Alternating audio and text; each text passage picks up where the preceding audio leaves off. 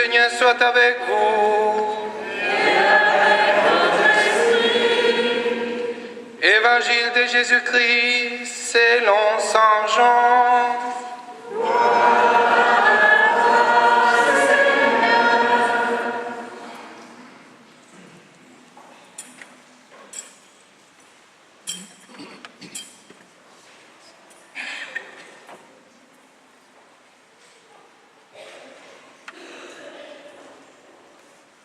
Le premier jour de la semaine, Marie-Madeleine se rend au tombeau du grand matin. C'était encore les ténèbres. Elle s'aperçoit que la pierre a été enlevée du tombeau.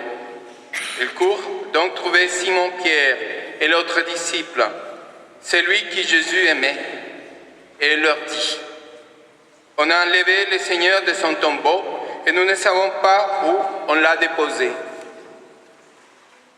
Pierre partit donc avec l'autre disciple pour se rendre au tombeau. Ils couraient tous les deux ensemble, mais l'autre disciple courut plus vite que Pierre et arriva le premier au tombeau. En se penchant, il s'aperçoit que les linges sont posés à plat. Cependant, il n'entre pas. Simon-Pierre, qui le suivait, arrive à son tour. Il entre dans le tombeau. Il aperçoit les linges posés à plat, ainsi que la suaire qui avait entouré la tête de Jésus.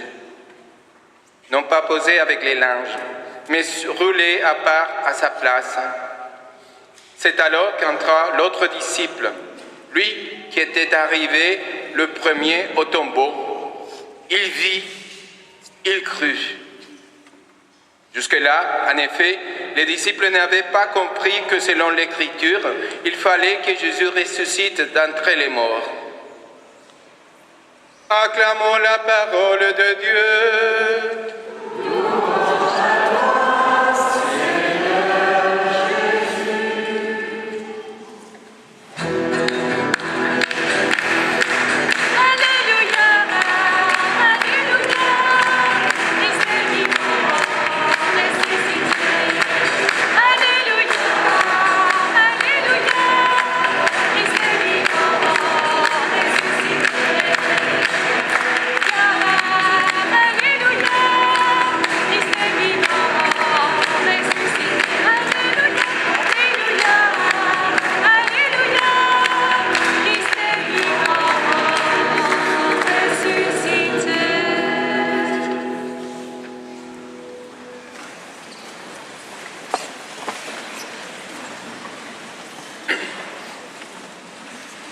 Il vit et a cru.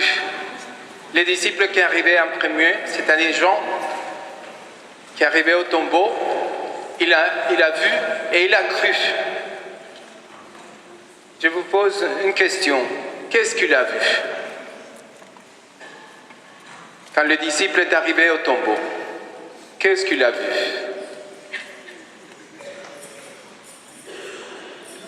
Oui, c'est ça. Rien. Il n'a rien vu.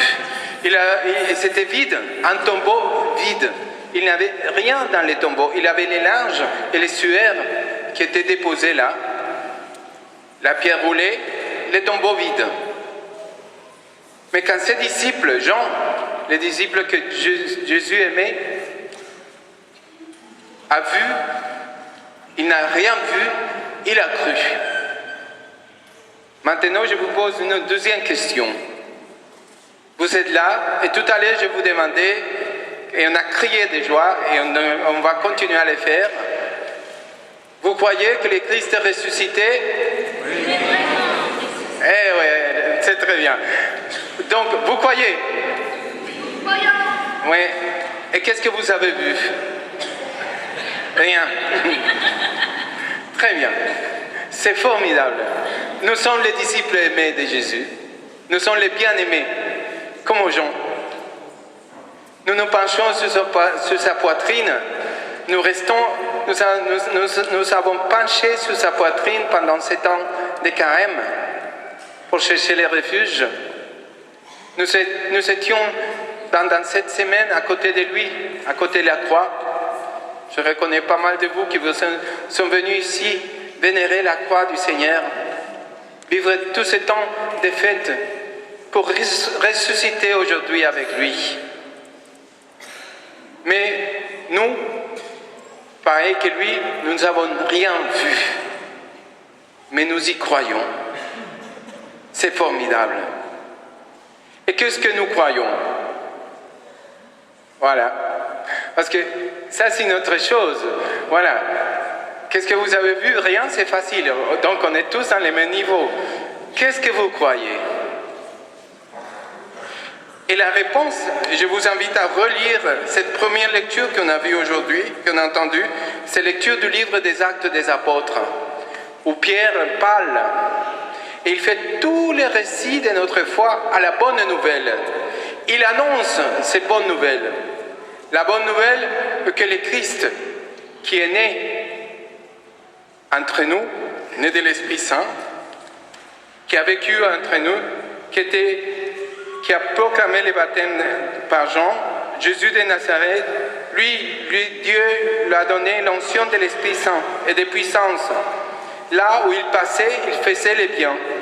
Il guérissait tous ceux qui étaient sous le pouvoir du diable, car Dieu était avec lui. Et nous sommes témoins, c'est Pierre qui parle, de tout ce qu'il a fait dans les pays des Juifs à Jérusalem. C'est-à-dire il y a des gens qui témoignent, qui sont témoins, qui sont vus ce que Jésus a fait.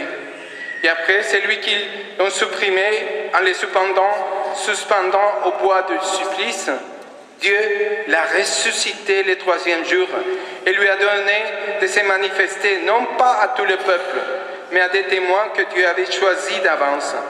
À nous qui avons mangé et bu avec lui après sa résurrection d'entre les morts. Dieu nous charge d'annoncer au peuple et de témoigner que lui-même l'a établi juge des vivants et des morts. Le Christ est passé en faisant les biens. Le Christ est passé en guérissant les maladies, en montrant qu'il avait le pouvoir sur la douleur, sur les mal du monde, sur la souffrance, sur la maladie, et qu'il avait le pouvoir sur la mort, la souffrance, les maladies, les problèmes, tout ça sont fruits du péché. Il est venu nous racheter et nous libérer du péché. Et il a dû mourir, mais il n'est pas resté mort. Il est ressuscité, il est vivant. Voilà. Si quelqu'un croyait une autre chose, je crois que maintenant nous sommes tous d'accord. Le Christ est ressuscité, il est vivant. Voilà. C'est ça notre foi. C'est ça notre espérance. C'est là est la source de notre témoignage. Et maintenant quoi? Et l'Écriture aujourd'hui nous le dit dans la deuxième lecture. Frères, si vous êtes ressuscités avec le Christ, recherchez les réalités d'en haut. C'est là que le Christ, assis à la droite de Dieu, pensez aux réalités d'en haut et non à celles de la terre. C'est maintenant à nous de penser où sont vos pensées et comment vivez-vous votre vie? Comment vivions-nous nos vies? Nos vies de croyants, nos vies de ceux qui vivent avec l'espérance que toutes les souffrances et toutes les réalités de ce monde sont rachetées par le sacrifice de Christ. Le Christ est vivant et ressuscité, et nous sommes vivants, nous sommes ressuscités. Aujourd'hui, le monde est fou. On est dans la folie totale. On est au lieu d'avancer, parce qu'on avance vraiment dans la technologie, dans la médecine, dans plein de domaines de la vie de tous les jours, dans les communications. C'est impressionnant, tous ces avances technologiques que l'humanité vit maintenant. Mais au niveau moral, au niveau de convivialité, de respect de l'autre, on recule. Aujourd'hui, si nous regardons le monde et la folie du monde, nous allons voir comment plein de personnes sont persécutées, tuées à cause de la folie. Différentes sources de folie. Soit un seul fou qui se suicide avec 142 personnes, ou des fous qui ne comprennent rien et au nom de leur Dieu tuent. C'est la folie. Mais au milieu de ces folies, il y a les témoignages de ceux qui, sans rien avoir, sans avoir vu, croient. Ils sont témoins. Et ça, c'est le grand mot d'aujourd'hui, témoin. Je suis témoin de la résurrection de Christ au milieu de ce monde fou, parce que mon regard n'est pas dans ce monde, mais vers les cieux, vers le ciel. Mes yeux sont levés vers le ciel. Et j'ai mon regard fixé en celui qui est ressuscité. Mais quand même, je suis parti de ce monde. Et c'est là où je suis témoin. Un témoin, c'est celui qui se nourrit de sa foi, de son espérance, de sa joie, de la joie de savoir que le Christ est vivant, qu'il y a un lendemain, un avenir, une éternité qui nous attend, mais que ce lendemain, cette éternité, cet avenir de gloire est commencé aujourd'hui, ici et maintenant sur la terre. Le Christ est vivant ici dans nos vies. Et c'est ici que nous devons vivre cette expérience de ressusciter. C'est malgré toutes les souffrances, malgré tous les problèmes, malgré toutes les situations difficiles que nous vivions, nous devons regarder en haut et voir le Christ qui est venu souffrir, mourir et porter toutes nos souffrances pour nous guérir et nous libérer et nous donner une espérance. Et dans la folie de ce monde, nous sommes les vrais fous parce que nous croyons vraiment à celui qui est, sans rien vu, sans rien avoir vu. Nous croyons qu'il est vivant. Et c'est là notre espérance. Un témoin, c'est un martyr. Il y a des martyrs qui donnent leur vie avec leur sang. Mais nous aussi, nous sommes appelés à être témoins au milieu de nos travail. Là, à l'école, les enfants. Là, au travail. Là, à la maison. Vous êtes ici aujourd'hui, mais il y a plein de monde qui n'est pas là. Il y a plein de monde qui ne vient pas à la messe, qui ne croit pas. Mais ils ont besoin de nous, les chrétiens, pour croire. Ils ont besoin de notre témoignage. Nous avons reçu un grand héritage, l'héritage des foi. Maintenant, je n'avais pas regardé derrière, et quand je regarde derrière l'église, ça me fait penser aux églises en Colombie. Moi, je suis colombien pour ceux qui ne le savent pas. Je ne sais pas que vous avez repéré mon petit accent coupé au couteau. Et là, je vois plein de gens qui sont encore debout, comme dans les églises en Colombie, tous les dimanches. Mais il y a encore des chaises, quelques chaises dans des chariots qui sont à côté. Donc si vous voulez bien vous asseoir, j'allais dire ça quand j'allais commencer l'homélie, mais j'étais concentré, j'oubliais. Maintenant, je me suis déconcentré, donc je vous dis pour ceux qui veulent, qui peuvent, de s'asseoir, si vous voulez bien. Voilà. Et si vous voulez rester debout devant, comme témoin de Christ, allez-y pour rester debout. Voilà. Et quand on parle de témoignages, on parle de ces témoignages des familles. Parce que si vous voyez la famille, c'est le centre, la base de la vie de l'Église. Si on n'a plus de familles chrétiennes, on n'a plus des enfants éduqués dans la foi. Si on n'a pas des enfants éduqués dans la foi, on n'en aura plus de vocation religieuses, sacerdotales, et des vocations à former des familles chrétiennes. L'Église, et quand je parle de l'Église en Colombie qui est pleine, comme notre Église aujourd'hui, tous les dimanches, L'église en France, c'est vide. La Garde, c'est vraiment une belle paroisse. Voilà, regardez, pleine, un dimanche de Pâques. Mais l'église, c'est vide. Pourquoi? Parce que la force de la présence de Dieu dans la vie des familles, c'est vide. On ne vit plus comme baptisé, on ne vit plus comme témoin de la résurrection. Donc, les choses de l'Église, de la religion, ce sont des traditions qu'on oublie et qu'on ne vit plus. Aujourd'hui, ici, parmi nous, on a la joie d'avoir 4 familles. La famille de Lola, la famille de Justine, il est là, Justine, la famille de Nathan et de Jean-Paul. Lola, Justine, Nathan et Jean-Paul, qui vont être baptisés dans quelques instants. C'est le baptême qui nous a unis comme une grande famille. Nous sommes le corps de l'Église. Nous sommes les membres vivants, les témoins de cette Église. Nous, dans tout le monde, il y a des gens de toutes les nationalités ici, colombiens, mexicains, français, italiens,